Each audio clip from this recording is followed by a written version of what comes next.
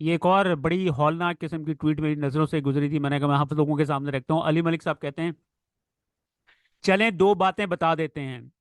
खवातीन को जब फ्रेंजिक के लिए ले जाते थे तो बंद कमरे में कोई पुलिस वाला नहीं होता था। सिविल कपड़ों में कंपनी के 3 लोग अकेली खातून के साथ मौजूद होते थे। इनका दुपट्टा उतरवाया जाता था और उन्हें वहां वॉक करने के लिए कहा जाता था। इसकी वीडियो ब्रिगेडियर को भी भेजी जाती थी। एटीसी अदालत में जब पेशी हुई, एक कर्नल बैठा जज साहब की मावनत के लिए इनकी निगरानी करता होता था। इस सब की कीमत एक ही थी कि इमरान खान के खिलाफ बयानी हल्फी पर दस्तखत करके एक वीडियो पैगाम जारी कर दें। कंपनी के ये जवान जानवरों से भी बदतर हैं। इसके अलावा बहुत कुछ ऐसा है जो अभी नहीं बताया जा सकता। Can you imagine this? यानी कि ये इस इन लोगों को, ये इंसान के रूप में जानवर हैं। ये लोग जानवर से भी बदतर हैं ये लोग। आई आई कुडंट इवन इमेजिन कि ये हमारे जो लोग हैं, ये वर्दियों में जो लोग हैं, इस हद तक गिर जाएंगे ये लोग। उसके बाद ये एक और हीरो की कहानी है। करेक्ट, 324 दिन नाहक पाबंदे सलासल रहने वाले गाजी जोहेब खटक की रिहाई। आला साहब ने इसके लिए 2 ऐलान किए। एक 1 लाख की ईदी का ऐलान किया है, वो परसों आपके पास वो आ जाएगा कि 1 लाख ईदी है सर, क्योंकि वो बता रहे थे कि काफी मुश्किल जीरी है, तो 1 लाख ईदी का इसने ऐलान किया है। और दूसरा इसके लिए जॉब का भी बताया कि इससे पूछ के मुझे बताओ कि। उसके बाद आज ये हसान न्याजी साहब का जो है ना क्लिप बड़ा सर्कुलेट कर रहा है। वो भी बेचारे बहुत अरसे से जेल में पड़े हुए हैं। ये क्लिप देखिए। सवाल है, अगर मैंने गाड़ी चलाई है तो दिखाओ, अगर मेरे हाथ में डंडा है तो दिखाओ, अगर मैंने पीआईसी पे अटैक किया तो मुझे दिखाओ, अगर अगर मैंने किसी को इंसाइट किया, मैंने लीड किया क्राउड को, तो मुझे कुछ तो सबूत दो। मेरे कपड़े उतार के आपने दुनिया के आगे रख दिए, दुनिया के कोने कोने में खबर गई। क्यों? मैं सिर्फ इमरान खान का भांजा था इसलिए। आपको पता है कि पीटीआई को, जो पाकिस्तान की सबसे बड़ी जमात है, उसको कंप्लीटली शट डाउन करने की कोशिश की गई।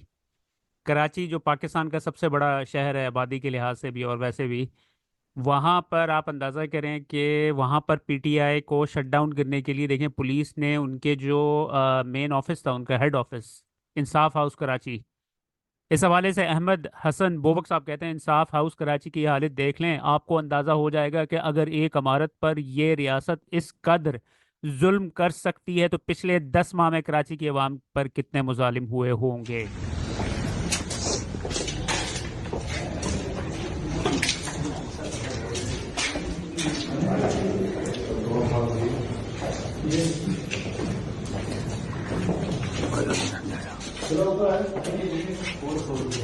हाँ बेटा, सब कुछ दौड़ा पड़ा है। आज ऊपर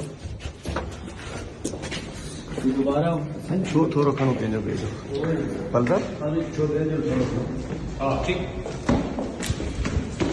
न त ईंदो सम्झो था न, असांजे मथां हिकिड़ो वॾो हुजे असां छा कयूं। ॿुधाए छॾियो।